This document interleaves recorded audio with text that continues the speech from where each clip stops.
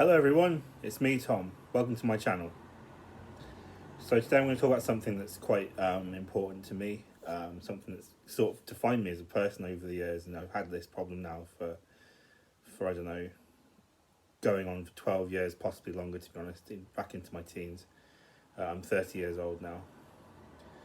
So today I'm going to give you 8 sort of things that I use to try and help me reduce my binge eating episodes.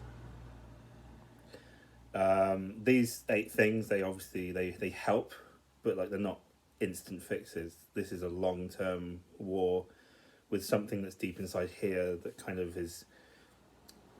drags you into a hole. This is the best way I can describe it. Like, it drags you into a hole, right? The hole that drags you into has like really smooth sides, and you're trying to claw your way back up, but it's like you're sliding and you can't get out.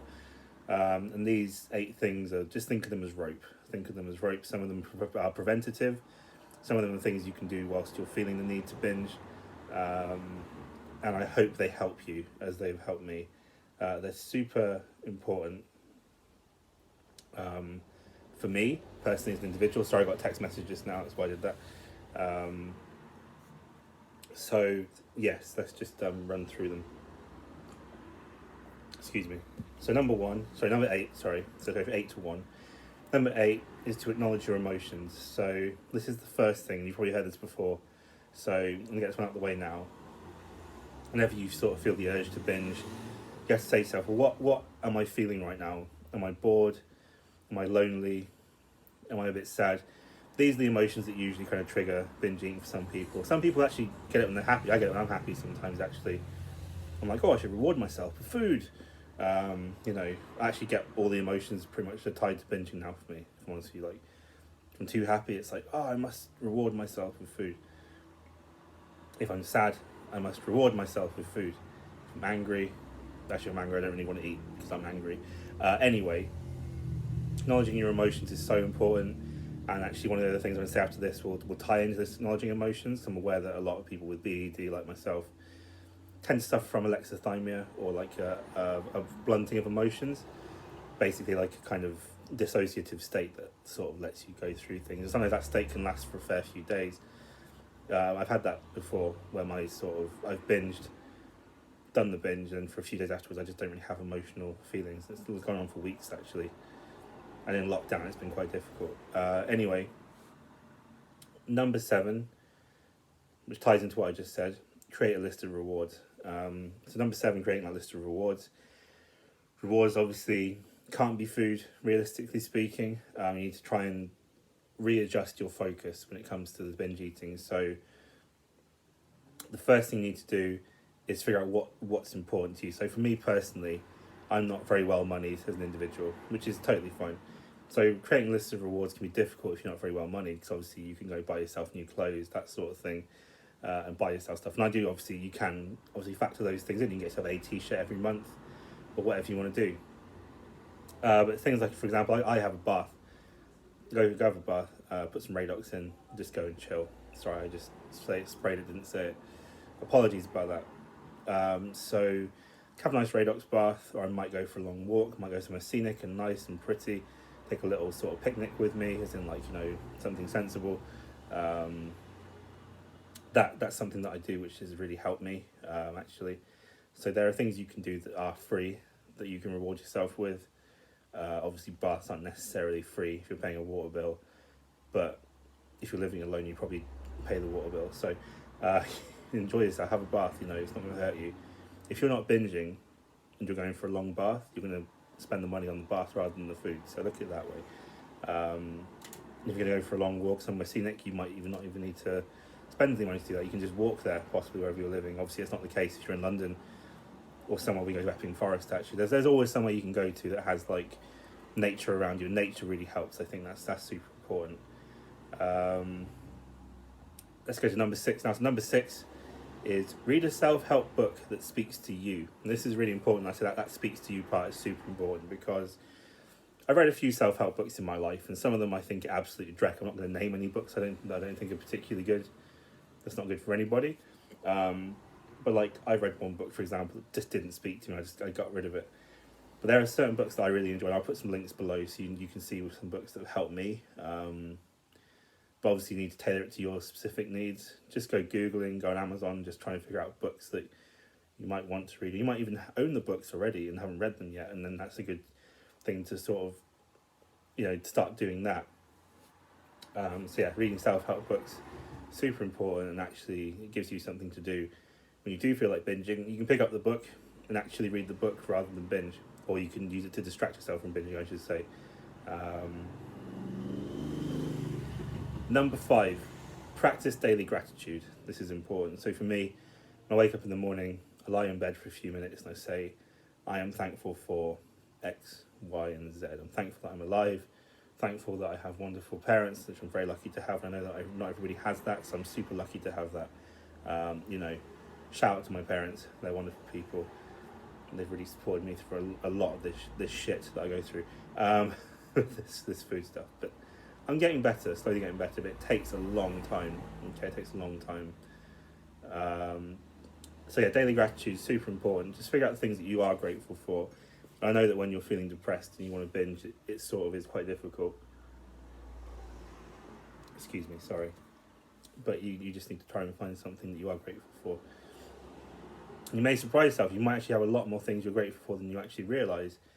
So that's number 5, practice daily gratitude. Number 4, find a quick, low-calorie alternative. Now, this one's actually kind of interesting. This is actually quite multifaceted. So, this is about sort of seeing like what you go to binge. So, like, for example, liquids are very good. If you want to fill your stomach up, almost mindlessly, water is a good thing, obviously. The water doesn't taste like anything. So, I put, and this is going to disgust you, possibly some of you, probably half of you to be precise, unless you've been brainwashed by Marmite. I put Marmite into hot water and drink that. So I know deep down that I crave salt. So I drink Marmite in hot water. Very low calorie, full of B vitamins, something that I do, which helps me. You could put some sweetener in some hot water. You could have a cup of tea with lots of sweetener in it if you would binge on sugary things. Finding those quick low calorie alternatives, like obviously there's a caveat to that. Obviously, not always going to work because this is a disorder at the end of the day that we have, an eating disorder. It's very hard to control it and ameliorate it, but just try and reduce it. I keep saying ameliorate. Forgive me, I'm a scientist, so I have to use that quite a lot in my work. So ameliorating these effects, but yeah, reducing the effects of binging there. So just find that quick low calorie alternative. My list is right here. That's why I keep looking to this side. So that's number 4. Number 3, of course, this one's not probably too shocking, is to exercise. Now, exercise obviously is something that you do to release endorphins, and I've found that cardio, like going for a walk, just going for a simple walk, really helps. Gives you a little endorphin release. Go for a constant and consistent walk, and it will help you feel much better. That's number 3. Go for a walk or exercise. Do some weights. I do weights. I walk and stuff. So that's my outlet. I'm drinking hot Marmite right now.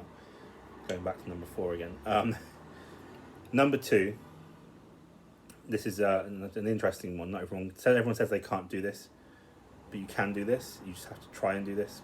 And if anything, this is a good thing to have in your life to work on. So number 2 is practice a meditation. I specifically go to YouTube and I find guided meditation, which you can do. So on YouTube, there are tons of guided meditations. I do willpower meditations to try and increase my willpower, and they do sort of work. It takes a fair few days, and it could take weeks, months, who knows. Those meditations are very good.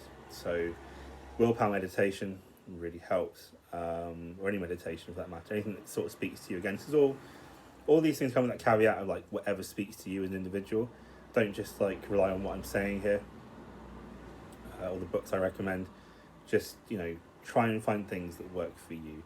If you go and meditate for 2 minutes a day on a guided meditation, that's fine. If you like sitting down 15 minutes with your eyes closed, just breathing in and out deeply, thinking in out, that's a good meditation to do if you just want to be all zazen about it. So that's the second one, practice meditation. The last and final thing, number 1 thing, which is super important actually, I'd say, is acceptance. So that's accepting the fact that you have this eating disorder and accepting that sometimes it will win. But that being said, this is a war you have going on inside of you. You know, whenever the ED wins and you do binge, that's a battle that the ED won. Remember, you are in control of your body. You're winning the war. And that's the most important thing. Always tell yourself, I'm winning this war no matter what. I have battles, I lose them sometimes, but I'm winning this war with myself. Together, guys, we can beat this.